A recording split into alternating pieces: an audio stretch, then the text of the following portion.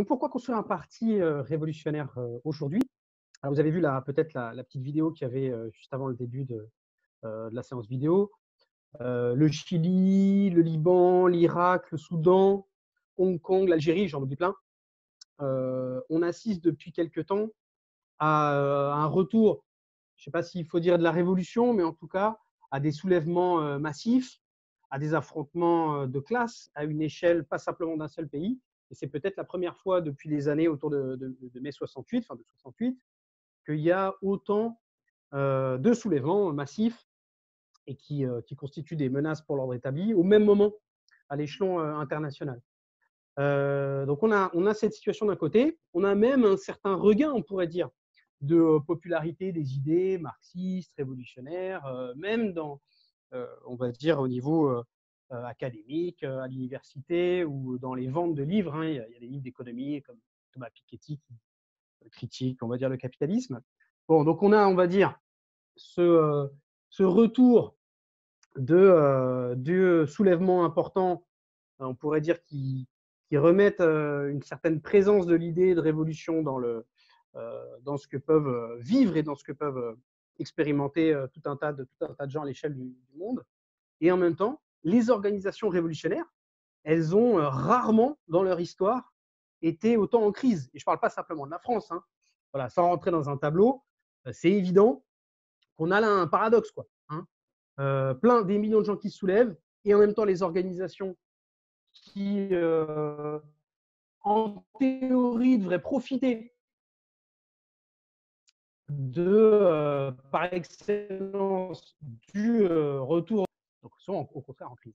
Est-ce que ça veut dire que la notion de parti révolutionnaire, d'organisation, on va dire, qui cherche à incarner l'idée de révolution à la fois dans la théorie et la pratique, est-ce que ça veut dire que c'est dépassé par l'évolution du système capitaliste et de la classe ouvrière? Eh ben, l'idée de ce que je vais essayer de vous raconter en introduction de la discussion aujourd'hui, c'est exactement l'inverse. C'est d'essayer de vous persuader qu'au contraire, ce qui peut avoir l'air de très vieilles notions, parti ouvrier, parti d'avant-garde, parti qui prépare l'insurrection, le soulèvement, et ben, qu'en réalité, c'est très probablement, c'est pas simplement il faut reprendre ces notions-là, etc. C'est qu'elles ont probablement jamais été aussi valables et importantes à chercher à mettre en pratique et à réaliser que maintenant, auxquels on assiste, auxquels on participe.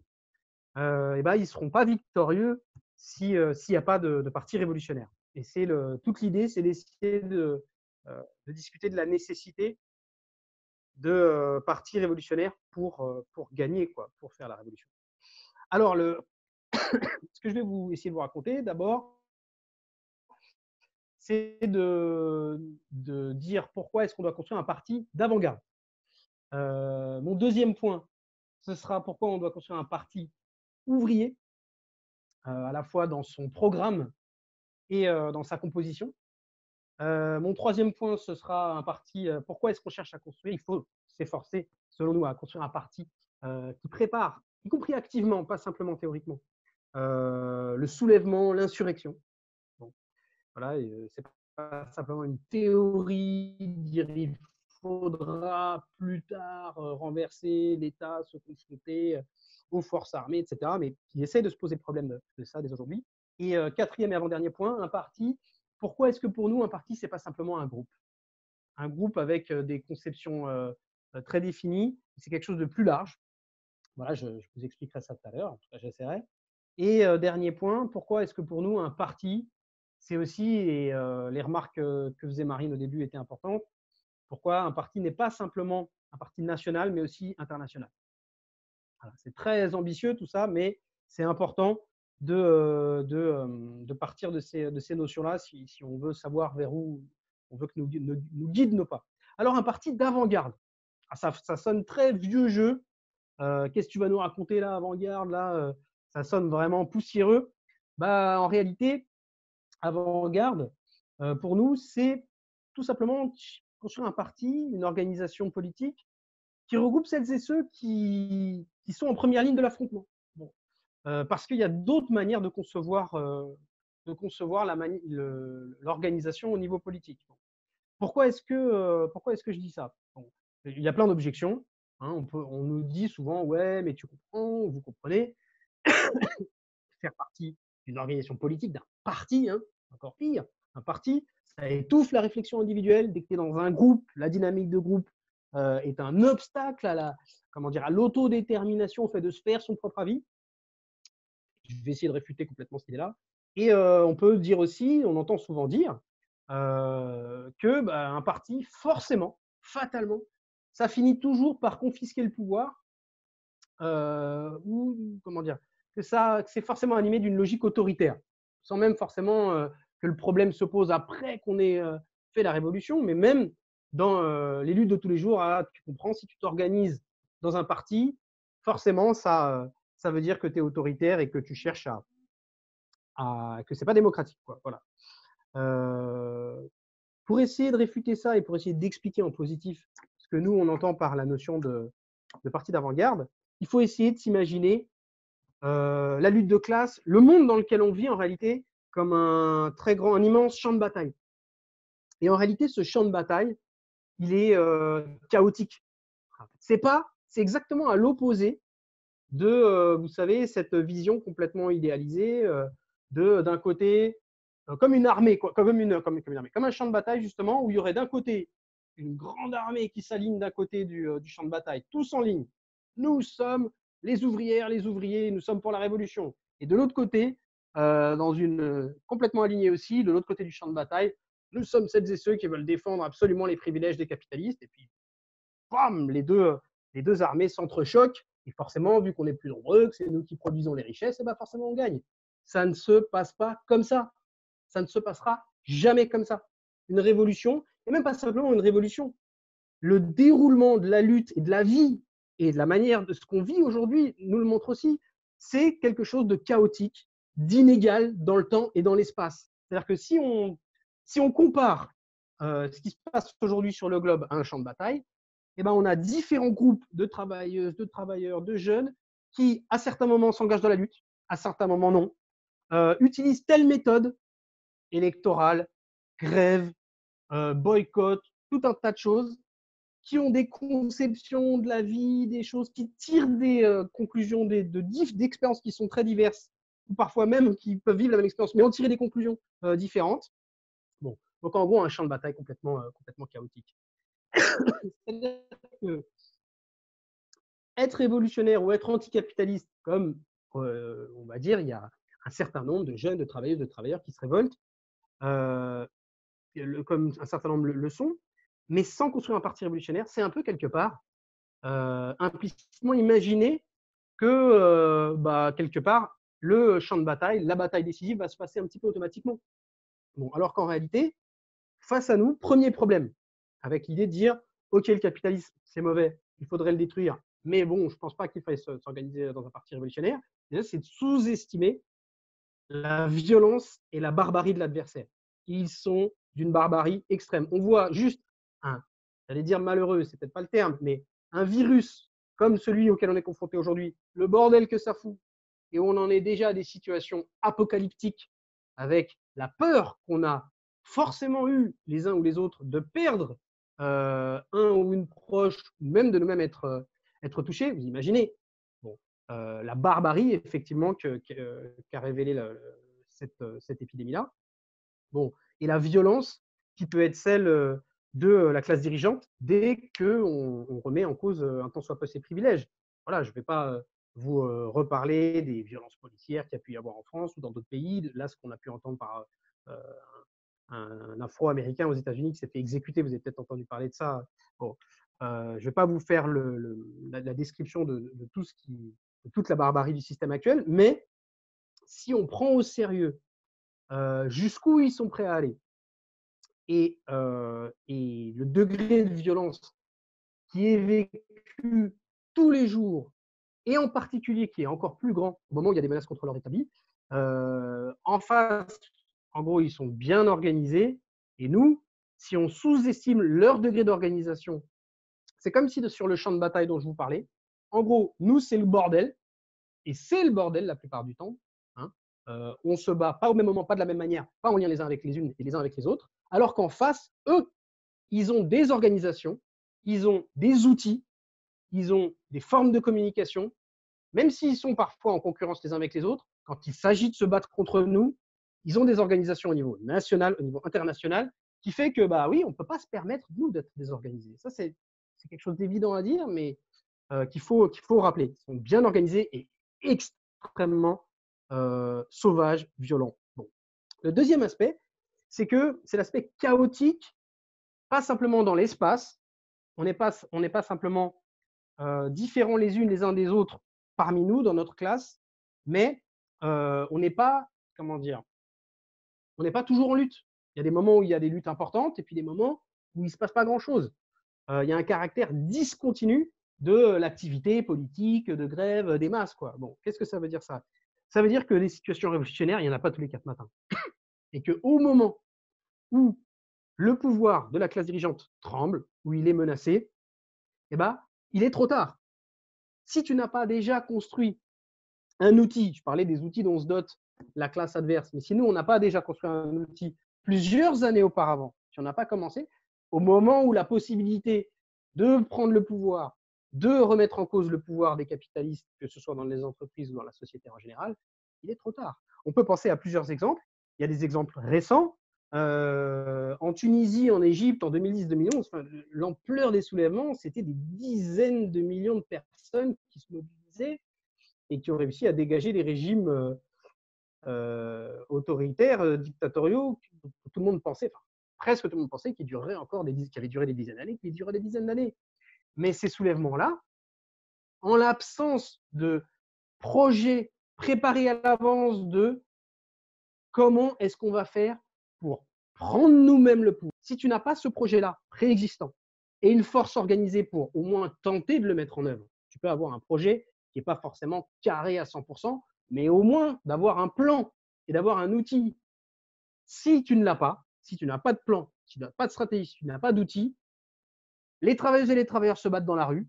C'est eux qui font le taf et qui dégagent, on va dire, la vieille machine qui était au pouvoir. Et celles et ceux qui sont organisés, qui sont préparés, c'est-à-dire un autre secteur de la classe dirigeante, finit par le récupérer, ce pouvoir-là. Donc, quelque part, le fait qu'on ne soit pas toujours en bagarre, qu'en gros, on n'a pas tous la même expérience, on n'a pas toutes et tous le même degré d'activité au même moment. Si quelque part, la lutte se développait partout dans le monde, partout dans le pays, au même rythme, qu'on faisait les mêmes expériences au même moment, qu'on avait la même éducation, la même manière de voir, bah, petit à petit, on tirerait les leçons de notre expérience, on ouvrirait toutes et tous progressivement les yeux sur la réalité violente du capitalisme, et au bout d'un moment, bah, on se dirait, bah oui, il faut le renverser, et on y va toutes et tous ensemble. Il n'y aurait pas besoin de s'organiser à l'avance. Il n'y aurait pas besoin de partis révolutionnaires. Bah, en réalité, vu qu'il y a cette discontinuité, cette inégalité de développement dans le temps et dans l'espace, ce champ de bataille dont je vous parlais, chaotique, il y a besoin d'un parti révolutionnaire. Dans la pratique, qu'est-ce que ça veut dire? Là, je faisais tout un tas de métaphores, tout un tas d'explications. En réalité, les choses, dans la pratique de tous les jours, elles se présentent d'une manière très simple, mais très compliquée à résoudre. Ça veut dire quoi? Ça veut dire que dans toutes les entreprises, dans tous les ateliers, dans tous les bureaux, dans toutes les salles de classe, grosso modo, il y a quoi? Il y a qui? Il y a qui? Avec qui on est? Il y a une petite minorité qui, de toutes les manières, va toujours être combative, va toujours chercher à se battre, va toujours défendre son prochain. Mais c'est une minorité la plupart du temps. Bon. Et il y a une toute petite minorité, souvent encore plus petite, bon, mais ça dépend, mais en gros une minorité aussi, qui va toujours être du côté du patron, toujours du côté du pouvoir. Jamais tu les auras dans une grève, celle-là et celle-là. Hein, ouais, je pense que tout le monde a des petits exemples de ce que ça veut dire. Et la majorité qui est un peu au milieu, qui parfois va se ranger du côté des révolutionnaires et qui parfois va se ranger du côté des réactionnaires. Bon. C'est quoi notre tâche? C'est quoi notre objectif? C'est toujours comme ça. Il y a toujours une différenciation des différents niveaux de conscience. Il y a différents niveaux de conscience. On n'a pas tous le même degré de combativité, de conscience qu'il faut se battre, s'organiser, etc. etc. Bon. Il y a eu deux grandes réponses en termes de partis à organiser à partir de cette différence dans les niveaux de conscience. Grosso modo, il y a la conception qui est de dire faut essayer de faire que les éléments combatifs révolutionnaires s'organisent dès le début le plus possible avec le plus de monde. Bon. Ou alors, il y a l'organisation qui consiste à dire, ah, voilà, la minorité qui est combative, on la regroupe. Et c'est en regroupant cette minorité, en faisant qu'elle ait une politique, qu'elle fasse des propositions, qu'elle s'adresse de manière cohérente et organisée à la majorité, on va dire fluctuante, que tu peux petit à petit la faire venir vers toi. Et en particulier, que tu peux faire basculer une majorité dans les moments clés. Mais grosso modo, si tu as une organisation politique dont les contours sont trop flous et où dès le départ, tu as trop de monde à l'intérieur, avec des gens qui ont des conceptions différentes, et des gens qui ne sont pas forcément actifs, pas forcément révolutionnaires, tu es paralysé. Parce que dès que tu veux faire un pas en disant bah, qu'est-ce qu'on va faire là, les amis, les camarades, pour aller convaincre les autres, ah, moi je pense qu'il faut faire ci, moi je pense qu'il faut faire ça, c'est le bazar et tu ne peux pas t'en sortir. En gros, tu peux gagner des gens du ventre mou, entre guillemets, et les gagner à tes conceptions, mais que si d'abord tu sépares, tu délimites, tu organises de manière cohérente la minorité combative. Pourquoi? On pourrait dire, bah, quelque part, vu qu'on est une organisation, qu'on veut chercher à construire un parti qui représente les intérêts historiques de l'ensemble des travailleuses, des travailleurs et des opprimés, même plus largement, bah, il faut chercher à regrouper, à organiser, à faire adhérer, entre guillemets, à rentrer dans le rang dès le départ un maximum de monde. Bon, mais le problème avec cette conception-là, c'est que l'idéologie dominante dans une société, c'est l'idéologie de la classe dominante, en temps normal. Donc, si tu fais rentrer tout le monde dans ton organisation, les idées dominantes seront celles de la classe dominante. C'est pour ça qu'on a, on va dire que cette conception social-démocrate, du parti extrêmement large, qui cherche à, on va dire, à être majoritaire en termes numériques, même en temps calme, bon, n'est pas notre conception et qu'on a une conception d'avant-garde qui, au départ, peut sembler élitiste, mais qui en réalité, c'est de cette manière-là qu'on a la possibilité, absolument pas la garantie bien sûr, mais de faire gagner du terrain aux idées révolutionnaires. L'autre point qui permet de toucher du doigt la nécessité d'une organisation d'avant-garde, c'est la vision forcément fragmentaire qu'un individu ou un groupe local de travailleuses, de travailleurs ou même de jeunes dans une seule entreprise, dans une seule ville, en gros, tu ne peux pas avoir de vision globale. Tu taffes dans un secteur. Tu es enseignante ou enseignant, tu es machiniste RATP, ou tu es postière ou postier, ou tu bosses à la chaîne dans une usine automobile, tu vois les choses d'une certaine manière. Ça façonne ta manière de voir les choses et ça restreint ton champ de vision. Bon.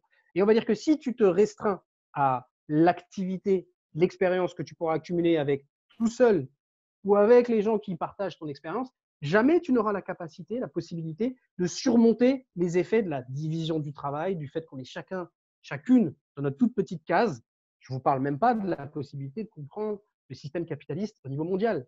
On ne peut surmonter cette fragmentation qui en fait est issue de la division du travail, que en regroupant les éléments les plus combatifs, on va dire d'état d'esprit d'emblée révolutionnaire par leur propre expérience, mais qui sont divisés dans tout un tas de secteurs, dans tout un tas de localités, dans un tas de pays aussi, et de les regrouper dans une même organisation pour faire que l'expérience acquise par les unes, les uns et les autres, qu'elle fusionne et qu'elle tente de construire une vision globale, scientifique, si vous voulez, en tout cas d'une compréhension la plus nette et la plus précise possible de ce que c'est que la réalité du capitalisme et de comment on peut essayer de le renverser.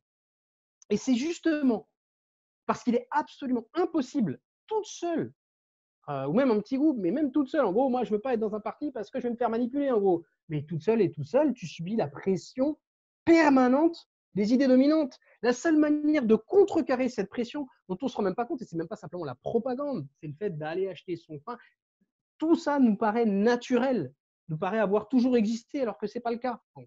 La seule manière de contrecarrer cette apparence de l'immuabilité du capitalisme, de bah oui, c'est normal que ce soit comme ça, et de la fragmentation de notre expérience, la seule manière justement de pouvoir se faire son propre avis, de pouvoir comprendre le monde dans lequel on est, le plus intelligent, la plus intelligente des personnes sur la planète ne pourra jamais comprendre tout ce qui se passe. Ça n'est que collectivement. Attention, il ne suffit pas de s'organiser, hein. Ce n'est pas une garantie. Parce qu'effectivement, une organisation, quand tu la construis, elle peut se retourner contre toi. Mais dans tous les cas, tout seul, c'est absolument impossible. Tu restes isolé, tu ne comprends pas, aliéné, c'est impossible de s'en… ils sont plus forts que nous et le système est plus fort que nous individuellement. Alors qu'en construisant une organisation qui, à partir de camarades, de gens actifs, qui réfléchissent, bon, ça, je reviendrai là-dessus juste après. Quatrième point par rapport à tout ça, qu'est-ce que c'est qu'une organisation d'avant-garde? D'un certain point de vue, c'est aussi, là, ça n'est pas que ça, mais c'est la mémoire des luttes et des expériences accumulées de la classe ouvrière.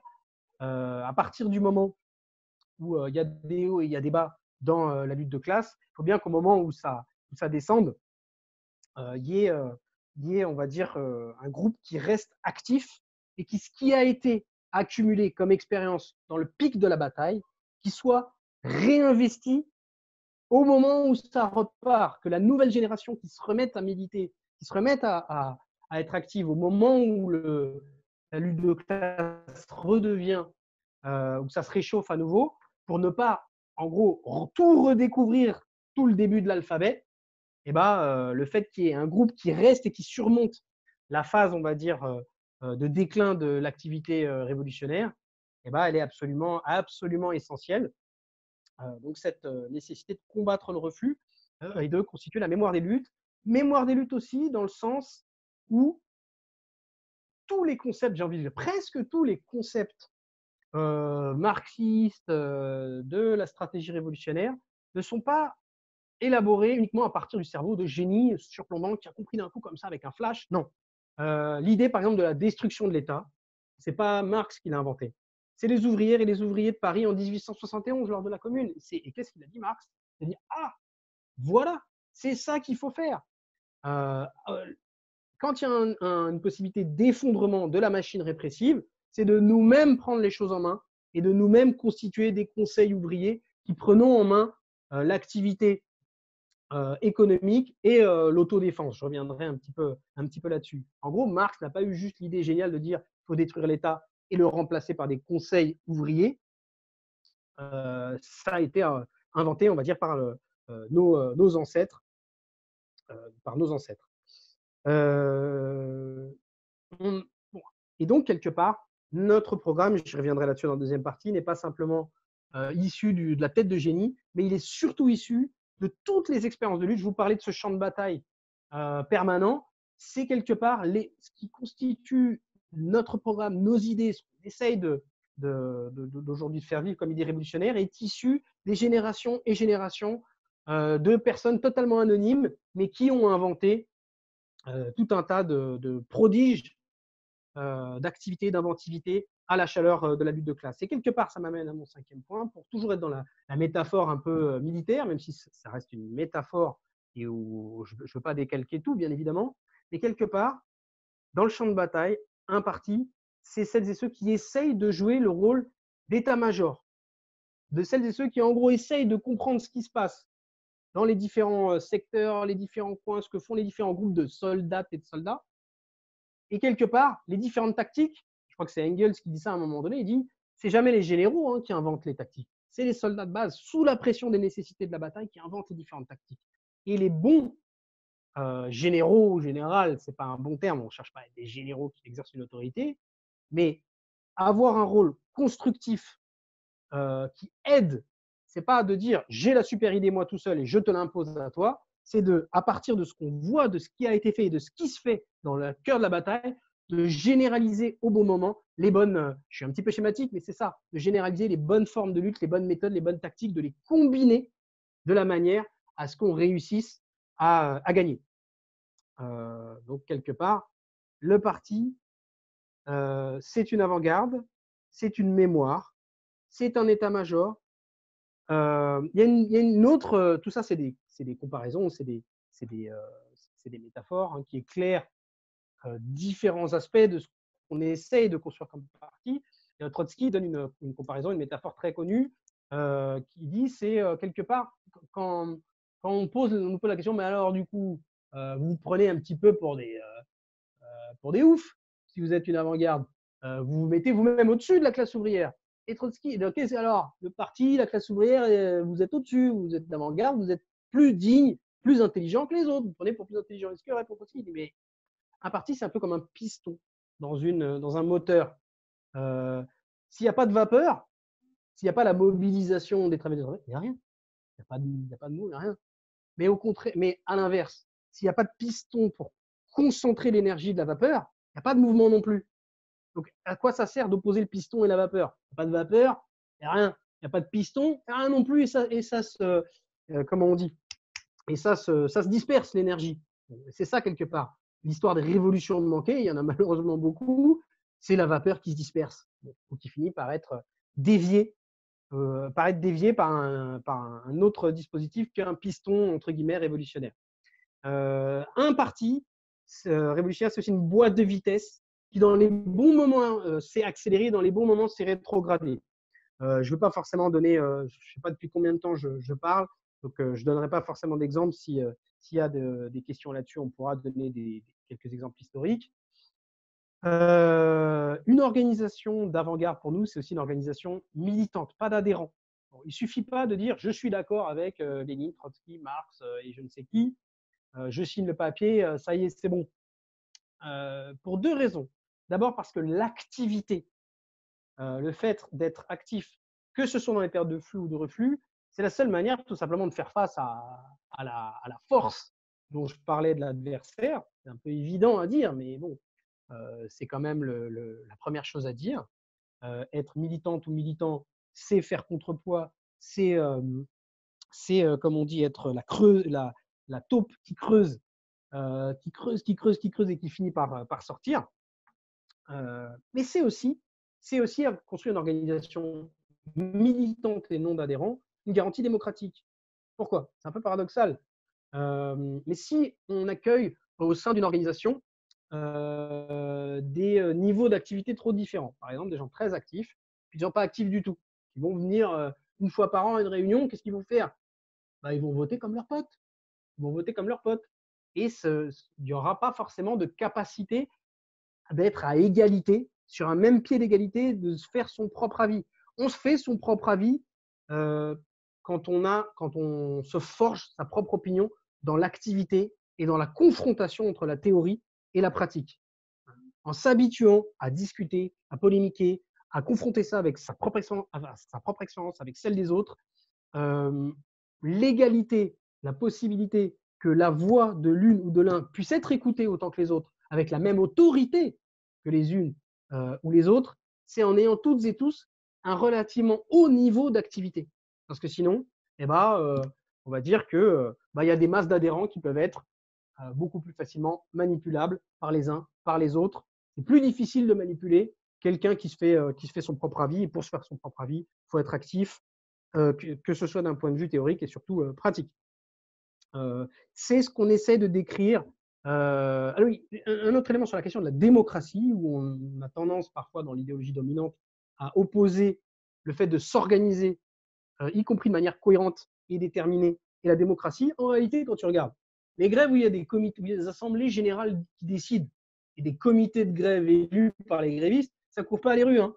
Et la plupart du temps, il y a des exceptions, la plupart du temps, c'est quand il y a des militants politiques révolutionnaires qui mènent la bataille, avant la grève d'ailleurs, et au moment de la grève, pour imposer, pour convaincre, et pour aussi batailler contre les ennemis de l'auto-organisation, et qui imposent l'auto-organisation. La démocratie ouvrière est un combat, et les combats ne sont jamais spontanés, ils sont organisés. Donc, quelque part, le fait d'être organisé en parti révolutionnaire, c'est aussi une garantie, ça peut être une garantie, ça doit être, on essaie de faire en sorte que ce soit en tout cas une garantie pour l'auto-organisation, pour on va dire l'organisation sur le mode de l'Assemblée générale décisionnelle, du comité de grève élu, de la fédération à l'échelon national et même international, des conseils, des comités sur la base, on va dire, des comités de grève et de mobilisation. Dernier point par rapport à ce que veut dire ce qu'on essaye d'entendre par un parti d'avant-garde. Paradoxalement, j'ai envie de dire avant-garde, ça peut faire genre ouais, je suis une minorité, je me sépare et je suis un peu élitiste. En réalité, se séparer sert à se fondre dans les luttes et dans l'activité de nos camarades de classe sociale, j'entends. Et ça veut dire avoir une mentalité majoritaire, à l'opposé de ce qu'a été probablement très majoritairement l'extrême gauche, c'est même une mauvaise expression. L'extrême gauche, on est sur la marge. Non, nous sommes le mouvement ouvrier. Nous sommes au premier rang de la lutte de classe. Nous incarnons, nous avons nos propres idées, nous avons nos propres principes, mais nous entraînons, nous cherchons en tout cas, on essaye d'être celles et ceux qui entraînent des majorités. En dehors des périodes révolutionnaires, la majorité de celles et ceux qui se battent, et dans les périodes révolutionnaires, les majorités tout court. Parce que quelque part, on peut me dire, ouais, mais vous êtes marrant, vous dites que vous voulez gagner la majorité, que vous que vous êtes pour le pouvoir des travailleurs et des travailleurs de la majorité de la population, mais vous dites que vous êtes une avant-garde et que vous êtes une minorité. Comment vous faites pour devenir majoritaire? Ce n'est pas possible d'être majoritaire en temps calme. Ce n'est qu'au moment des crises révolutionnaires, quand ceux d'en haut, comme on dit, n'arrivent plus à exercer le pouvoir comme avant, quand ils n'arrivent plus à réprimer, quand ils n'arrivent plus à prendre l'initiative, quand ceux d'en bas ne peuvent plus vivre comme avant, ils sont en mobilisation, sont en effervescence, quand ceux du milieu hésitent et basculent du côté d'en bas. Et quatrième condition, quand il existe un projet, un plan, une force, un parti révolutionnaire qui permet de résoudre l'instabilité d'une situation révolutionnaire qui peut basculer dans tous les cas du bon côté de la barricade, j'ai envie de vous dire. Et quelque part, ces quatre conditions, ceux d'en haut ne peuvent plus, ceux d'en bas ne veulent plus, ceux du milieu basculent et l'existence d'un parti révolutionnaire, ce n'est pas comme un jeu de construction, comme un Lego, 1, 2, 3, 4, oh, à 4, c'est bon, on a gagné. Non. Chacune des conditions n'émerge pas forcément d'un coup et influe les unes sur les autres. Si tu n'as pas de parti révolutionnaire, ça va avoir tendance à certains moments, tout du moins, affaiblir la mobilisation. Au contraire, on va dire, plus la mobilisation d'en bas est forte, plus ça met en difficulté en haut. Et quand une des pièces du puzzle manque, quelque part, ça ne facilite pas l'émergence des autres conditions. Bon, je ne sais pas si j'ai été très, très clair, mais ce que je veux dire, c'est que le facteur subjectif, l'existence d'un parti, renforce la possibilité de l'émergence d'une crise révolutionnaire, même si, bien évidemment, ce ne sont pas les révolutionnaires qui créent à eux seuls, on influence qu'une petite partie des conditions d'émergence d'une crise révolutionnaire. Mais au moment de la crise, s'il n'y a pas une force pour faire basculer, là, pour le coup, tout se barre en live. Donc ça, c'était sur l'idée d'un parti d'avant-garde. Je vais aller plus vite sur les autres partis, rassurez-vous. Un parti ouvrier. Et ouais, ça peut paraître pareil, vieux jeu, old school, mais nous, on insiste là-dessus sur un parti de la classe ouvrière au sens large. Hein. Classe ouvrière, ce n'est pas simplement les ouvriers dans les usines, c'est toutes celles et tous ceux qui sont obligés de vendre leur force de travail, qui ne possèdent pas les moyens de production, hein, que tu aies un emploi ou pas, que tu sois en formation ou pas. Enfin voilà, c'est une conception pour nous qui est large, mais quand même ouvrier, quoi. Hein, working class. Dans son programme, tout d'abord. Dans son programme, qu'est-ce que ça veut dire? Nous cherchons à construire un programme. Un programme n'est pas un bout de papier, c'est même pas un texte, un programme, quelque part. Tu peux avoir un texte génial, mais qui en fait parle de trucs complètement inexistants.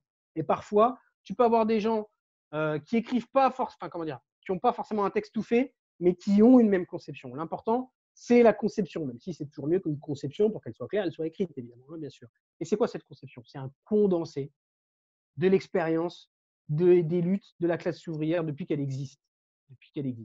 Bon. Quelque part, on s'appuie sur l'acquis du mouvement ouvrier révolutionnaire. Alors, sans remonter plus loin, de l'époque de la première internationale, à l'époque de Marx au XIXe siècle, au milieu du XIXe siècle, qui a construit pour la première fois des organisations des travailleuses et des travailleurs indépendantes, avec leur propre structure et leur propre but historique, en disant notre but, ce n'est pas juste la démocratie, c'est une société sans classe, c'est le socialisme, c'est le communisme. Ça a été l'acquis. On a besoin de revisiter et de s'inspirer de ces idées-là.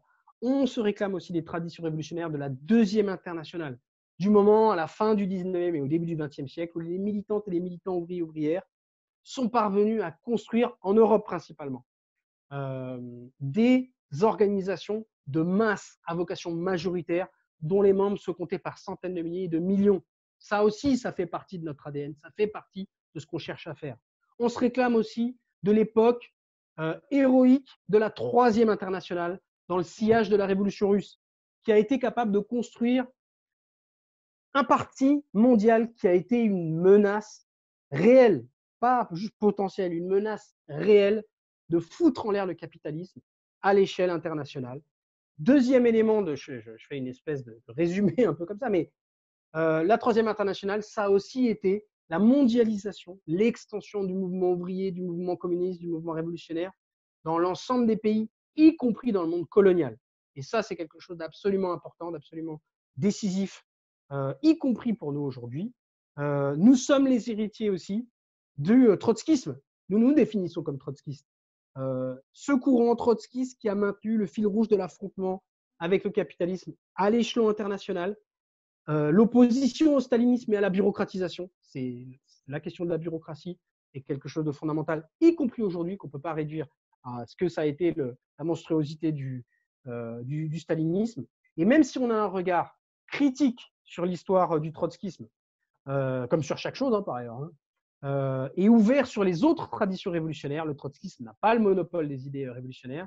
Cette tradition dont nous faisons partie a joué un rôle particulièrement important dans la continuité des idées révolutionnaires entre, on va dire, la révolution russe et l'époque de mai 68 et aujourd'hui, et y compris l'existence d'organisations aussi petites et aussi imparfaites soient-elles, mais qui continuent d'une certaine manière à léguer tout du moins on va dire un programme, ou l'idée d'un programme du moins révolutionnaire. Donc notre programme se présente d'abord comme une tentative, hein, parce que c'est un programme est toujours imparfait quelque part, hein, plus ou moins imparfait, mais il se présente d'abord comme une tentative de condensation, de condenser l'expérience accumulée des luttes de la classe ouvrière. Mais un programme, ça n'est pas que ça. Un programme, ce n'est pas juste tourné vers le passé. Un programme est tourné vers le présent. Il est pour nous tout entier, subordonné. En gros, un programme, ça ne sert à rien si ça ne te permet pas de définir ce qu'il faut faire maintenant. Donc, un programme, c'est pas un programme électoral. C'est pas il faudrait faire ceci, il faudrait faire cela, je vote pour moi. C'est pas non plus une Bible où je suis d'accord avec les mots que tu écris sur le papier, moi aussi je suis trotskiste, et puis on sort de la pièce, et toi tu vas aller faire n'importe quoi. Enfin, on va faire n'importe quoi, c'est un jugement de valeur, on va dire, mais on va faire des choses totalement différentes dans la pratique. Alors qu'on va écrire le même mot, on va dire qu'on est trotskiste, qu'on est pour les destructions de l'État, pour le machin, on va pas du tout faire les mêmes choix et rien à voir. Et qu'on va même voter, comment dire, je vais faire une grève et toi tu vas pas la soutenir. Vous voyez ce que je veux dire? Donc, un programme n'existe que comme outil pour l'intervention, comme mise en relation, j'ai envie de vous dire, entre la théorie et la pratique. C'est quelque part, un programme, c'est la rencontre entre cette expérience des luttes du passé et une définition, une vision commune entre plusieurs personnes.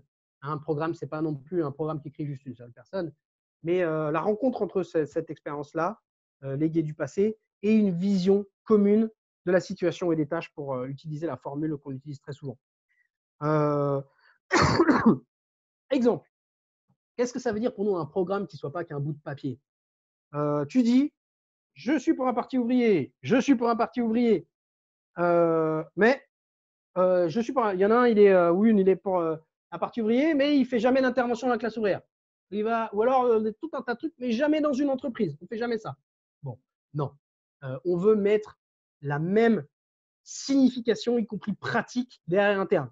Nous sommes un parti ouvrier, on intervient dans la classe ouvrière. Attention, hein, je peux paraître peut-être enfoncer des portes ouvertes, mais il y a plein de gens qui se réclament de parti ouvrier ou machin, mais tu vois, ils ne vont pas se préoccuper de ce qui se passe dans les tôles. Nous, on n'est pas d'accord avec ça. Oui, on est pour la destruction de l'État, on est révolutionnaire de tout ce que tu veux, mais il y a un flic qui arrive en face à toi, je rentre à la maison. Bon, on ne va pas dire qu'être révolutionnaire, c'est forcément être, je voudrais revenir là-dessus, le plus violent, le plus casse-cou, mais quand même, au bout d'un moment, il faut être capable, dans la pratique, d'un minimum de confrontation, de se poser un problème, de les faire reculer un petit peu ceux d'en face, y compris quand ils sont un petit peu méchants, y compris physiquement. Voilà, c'est pour essayer de faire toucher du doigt que voilà, tu dis que tu es révolutionnaire, mais tu n'es même pas capable d'organiser une manif qui va d'un point A à un point B.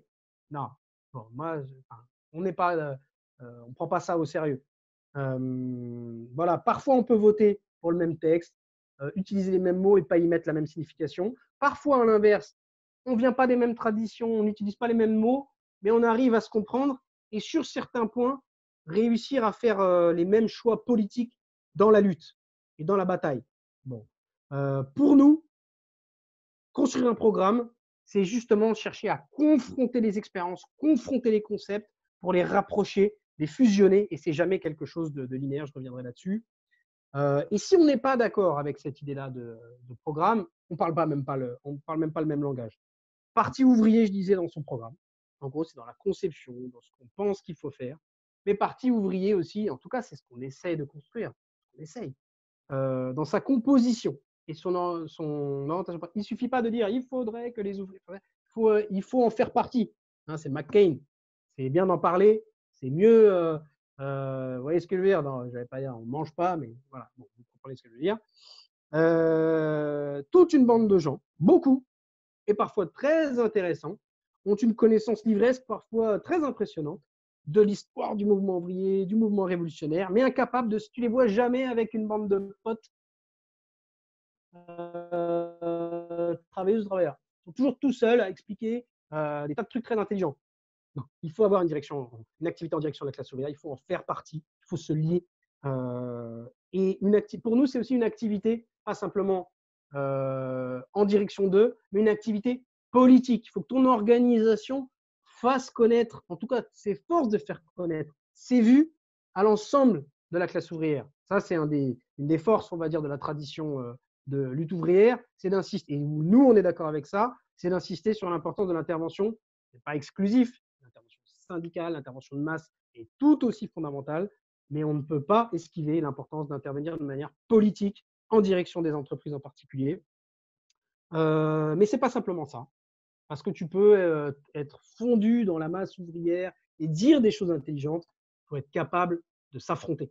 La capacité d'affrontement, et ça pour le coup, on va dire, c'est pareil, ce n'est pas un monopole, mais c'est un héritage, on va dire, positif de la tradition issue de la LCR, dont on est issu aussi, qui est cette capacité d'affrontement, en gros, pas que de la bouche, aussi d'être capable de se confronter. Et le parti, pour nous, quelque part, alors là, je ne pense pas avoir le temps de développer toute cette partie, on y reviendra peut-être dans les questions si vous le voulez, mais c'est l'idée d'une intellectuelle, d'un collectif. Voilà. Il n'y a pas d'un côté des individus, des supra-intelligents qui vont disséminer leurs idées géniales parce qu'ils ont lu un bouquin ou parce qu'ils ont étudié ou même expérimenté ce que pouvait être la réalité de la lutte de classe et qui vont injecter purement de l'extérieur des idées aux petites ouvriers qui ne comprennent rien. L'idée, c'est d'avoir un intellectuel collectif et d'y compris rendre, comment dire, il n'y a pas les intellectuels d'un côté, les travailleuses et les travailleurs de l'autre.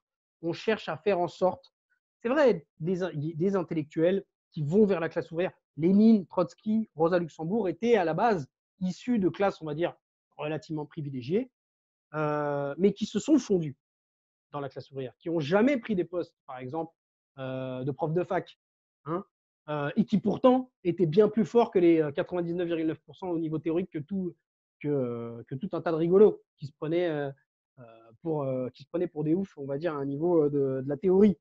Ça, c'est la première chose. Et on connaît moins, mais ils ont joué un rôle tout aussi important, toutes les dirigeantes et les dirigeants ouvriers ouvrières, qui, pour parler de l'époque de la Révolution russe, étaient la majorité de ce que c'était que les effectifs du parti bolchevique, pour prendre cet exemple-là, ou même de la direction du parti bolchevique. Hein. C'est aussi des ouvrières et des ouvriers du rang qui sont devenus, on va dire, des intellectuels au plein sens du droit. Et on essaye, à notre tout petit niveau AER, une petite marque de fabrique qu'on espère essayer de faire fructifier au-delà de nos rangs. C'est l'idée de dire, c'est les travailleuses et les travailleurs, les militantes et les militants ouvriers qui donnent le là, qui, y compris, jouent un rôle dirigeant, y compris au sein de nos propres organisations. Pas des gens qui sont assis toute la journée derrière un ordinateur et qui vont t'expliquer quoi faire. Même si l'étude, consacrer du temps à la théorie est absolument indispensable, y compris quand on est une travailleuse ou travailleur.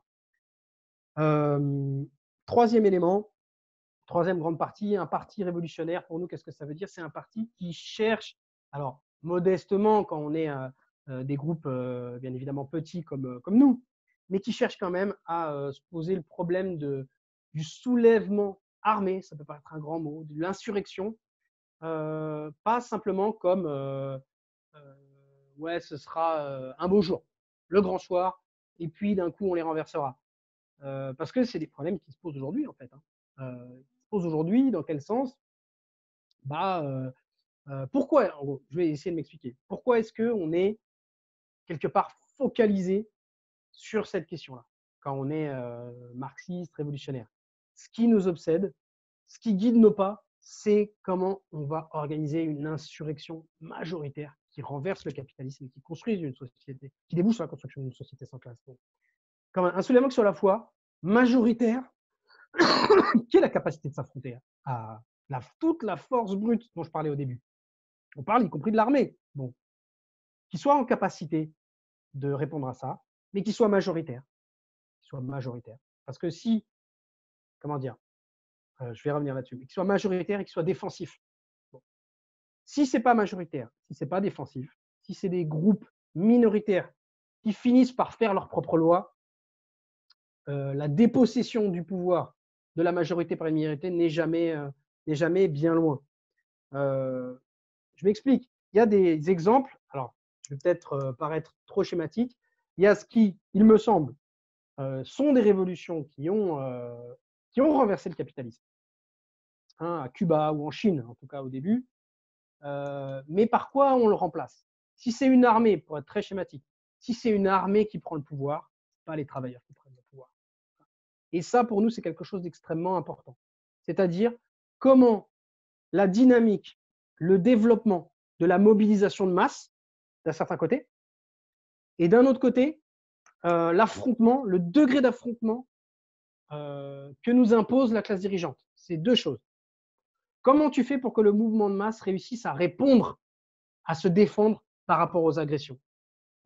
Et c'est jamais quelque chose que tu peux faire sans un minimum de préparation. Parfois, il faut être prêt à une forme d'affrontement armé pour encourager le mouvement de masse. Bon. Je vais donner un exemple. Pendant la Deuxième Guerre mondiale, on parle de la résistance. Et il y a eu des débats parmi les trotskistes là-dessus. Fallait-il s'appliquer dans la résistance? Pour nous, bien évidemment, qu'une quelconque forme de guérilla, de lutte armée ne remplace jamais l'intervention de la classe ouvrière et dans les entreprises en particulier. Bon. Mais et ne doit jamais être comme ce qu'a pu faire le Parti communiste français, dire à chacun son boche, on s'attaque à tous les soldats allemands, quels qu'ils soient.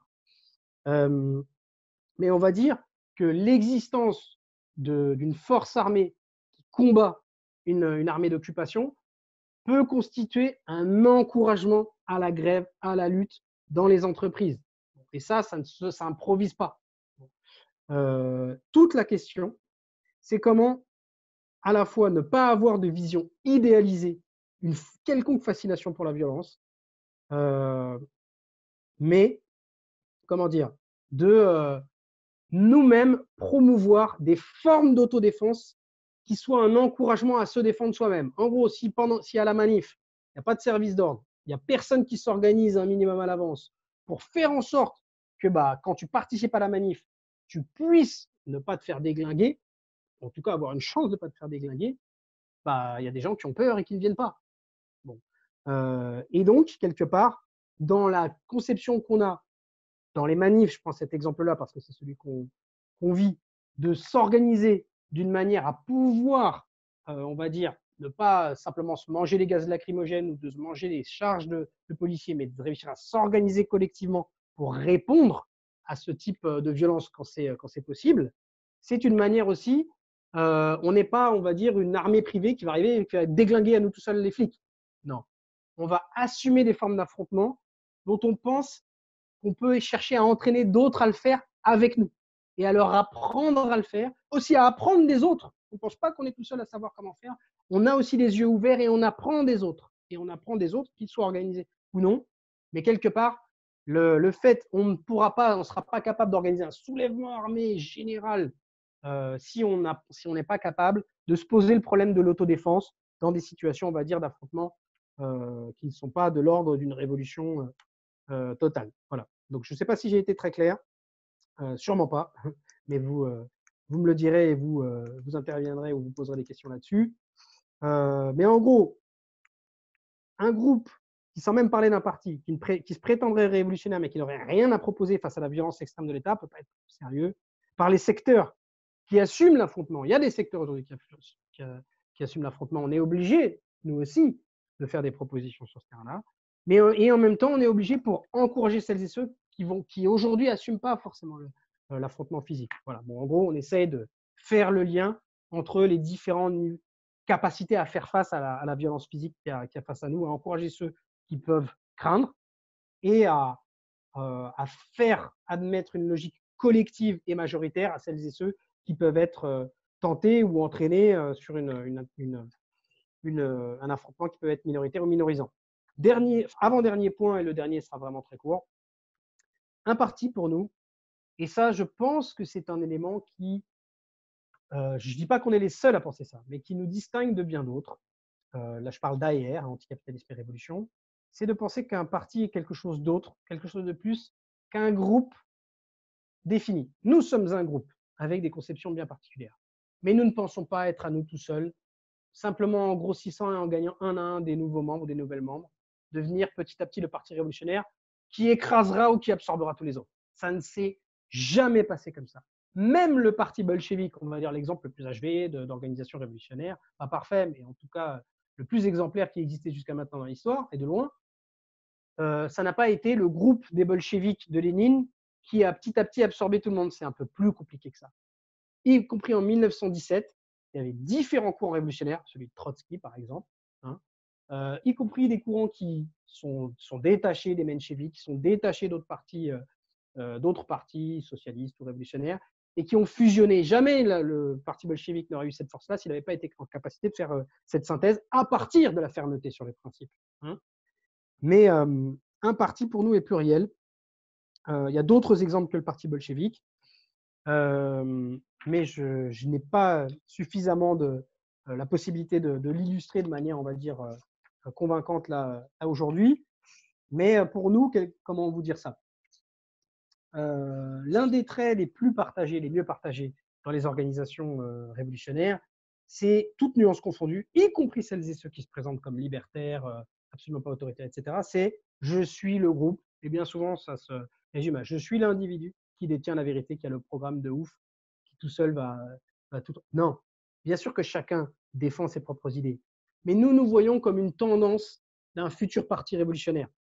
Et un parti révolutionnaire aujourd'hui ne pourra pas se créer sans les apports de toute une série de camarades qui viennent d'autres traditions, y compris des traditions du mouvement ouvrier traditionnel, qui sont parfois plus combatifs que des gens qui se prétendent révolutionnaires, et de gens qui aujourd'hui ne sont pas organisés, mais politiquement ou syndicalement, pardon, mais qui ont fait des expériences qui aujourd'hui font qu'ils sont bien plus avancés que beaucoup d'autres personnes qui peuvent avoir leur carte, qui ont une expérience mais qui ne sont pas encore convaincus de s'organiser politiquement. Et c'est assez drôle de penser que cette conception non linéaire de « je suis mon petit groupe et qui va petit à petit grossir et devenir le parti révolutionnaire, y compris au niveau mondial », mais que ça se passera par des ruptures, des fusions, des regroupements au niveau national et international. Il y a eu des moments où les organisations révolutionnaires, y compris en France, ont été capables de faire des propositions un peu… je vais donner un exemple qui est drôle parce que Lutte ouvrière aujourd'hui est complètement à l'opposé de ça, mais LO, en 68, dit, si vous voulez, je pourrais vous lire les extraits des textes, c'est très drôle, ils disent 68, il y a plein d'organisations, il y a plein de jeunes, y compris d'ouvriers, jeunes ouvrières et jeunes ouvriers qui ont fait des expériences révolutionnaires, une activité révolutionnaire, et qui ne savent pas quelle organisation choisir, ils n'ont pas les moyens de dire. Ils disent on devrait faire regrouper toutes les organisations révolutionnaires dans une même organisation en conservant chacun notre capacité à défendre nos propres idées. Ils font cette proposition-là d'une organisation unifiée. C'est drôle. Aujourd'hui, c'est bien différent, mais en disant cette idée-là que nous, on reprend, qui est de dire on est une tendance d'un futur parti révolutionnaire. Dernier point, c'est l'idée qu'un parti, c'est une organisation, en tout cas, si on veut chercher à construire une organisation qui soit en capacité à un moment donné de renverser le capitalisme, ça veut dire simultanément chercher à construire un parti au niveau national et au niveau international. Ce n'est pas d'abord, je construis une petite maison dans la prairie et une fois que j'ai ma maison, je peux construire la ville. Non, c'est toujours, c'est à les deux niveaux. c'est les deux niveaux et l'un nourrit l'autre. C'est des expériences nationales qui donnent un élan à certains moments à la construction internationale, mais parfois c'est la constitution d'une organisation internationale ou de rapprochement au niveau international entre des forces diverses qui donne la possibilité d'émergence dans des pays où ça n'aurait pas été possible sans une dynamique, on va dire, internationale. Voilà, pour nous, c'est une idée absolument fondamentale. C'est un biais, même si aujourd'hui, la tendance dont Marine rappelait l'existence de nous en partie aujourd'hui au niveau international, la tendance pour internationale révolutionnaire, on ne pense pas, et il y a d'autres organisations, d'autres tendances au niveau international, on ne croit pas qu'à nous tout seuls, on va, c'est pareil, hein, c'est le même raisonnement que ce que je vous disais juste avant, résoudre tous les problèmes liés à ce que c'est que la grève générale, la révolution, la construction du communisme. Et par contre, ton cerveau devient irrémédiablement déformé si tu vis qu'en France, quoi. Tu penses comme un Français, comme dans une paroisse. On peut irriguer tout notre cerveau et apprendre aux autres et voir les choses en réalité. Les problèmes fondamentaux de l'humanité ne se résolvent pas de pays par pays. Une crise sanitaire comme aujourd'hui, la crise écologique, la crise économique, tu crois quoi? Tu crois que dans un pays, tu vas résoudre le problème? C'est absolument impossible. La planification de l'économie, la planification de la construction d'une société autre, ça ne peut se faire qu'à l'échelon international. Et pour ça, ce n'est pas au dernier moment que tu poses le problème, c'est d'emblée. Et construire une organisation et au final un parti révolutionnaire qui regroupe des gens qui à la base peuvent être d'origine différente, ça se fait simultanément à l'échelon national et international, selon des rythmes différents, contradictoires et tout ce que tu veux. Et je vais finir par vous lire une citation de Lénine que je cite très souvent. Désolé pour celles et ceux qui l'entendent souvent, mais je vais vous la redire.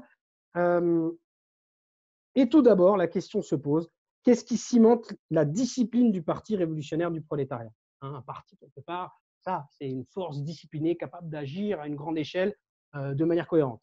Et c'est très étonnant comment il répond. Qu'est-ce qui cimente la discipline révolutionnaire du prolétariat? Qu'est-ce qui la contrôle? Qu'est-ce qui l'étaye? C'est d'abord la conscience de l'avant-garde prolétarienne et son dévouement à la révolution, sa fermeté, son esprit de sacrifice, son héroïsme. Hein, ça renvoie un peu à ce que j'ai essayé de vous dire sur l'avant-garde. C'est le fait d'être capable de se donner. Bon, voilà, je n'ai pas eu le temps de développer ce point-là, j'aurais voulu le plus, mais voilà. C'est ensuite son aptitude à se lier, à se rapprocher, et si vous voulez, à se fondre jusqu'à un certain point avec la masse la plus large des travailleurs, au premier chef, avec la masse prolétarienne, mais aussi la masse des travailleurs et travailleuses non prolétariennes. Troisièmement, c'est la justesse de la direction politique réalisée par cette avant-garde, la justesse de sa stratégie et de sa tactique politique, à condition que les plus grandes masses se convainquent de cette justesse par leur propre expérience. Il ne suffit pas d'avoir la bonne idée. Il faut être dévoué, il faut se donner, il faut consacrer son existence quelque part, son temps libre à ça, la plus grande partie de son temps libre à ça. C'est ça qu'on entend par la notion de cadre révolutionnaire. C'est pas cadre, tu es un chef ou une chef. C'est ça. Il ne faut pas simplement avoir la justesse dans les idées. Faut se consacrer à ça. Il faut se fondre. Il ne faut pas être un extraterrestre ou une extraterrestre. Il faut se fondre avec la masse des autres et les convaincre et qu'ils puissent, elles et ils, se convaincre par leur propre expérience de la justesse de ce qu'on peut dire. À défaut de ces conditions, dans un parti révolutionnaire réellement capable d'être le parti de la classe d'avant-garde appelé à renverser la bourgeoisie, à transformer la société, la discipline est irréalisable. Ces conclusions faisant défaut, toute tentative de créer cette discipline se réduit inéluctablement à des phrases creuses, à des mots, à des simagrées. Mais d'autre part, ces conditions ne peuvent pas surgir d'emblée. Tu n'as pas un parti révolutionnaire qui arrive, hop, comme ça tout fait. Elles ne s'élaborent qu'au prix d'un long travail, d'une dure expérience. Leur élaboration, ces conditions, est facilitée, il ne suffit pas, par une théorie révolutionnaire juste, qui n'est pas un dogme. La théorie facilite l'émergence de ces conditions dans la réalité, mais cette théorie elle-même, elle n'est pas un dogme sorti de nulle part. Elle ne se forme définitivement qu'en liaison étroite avec la pratique d'un mouvement réellement massif et réellement révolutionnaire. Voilà. Donc c'était pour finir sur une citation. J'espère qu'elle ne vous aura pas saoulé. Merci.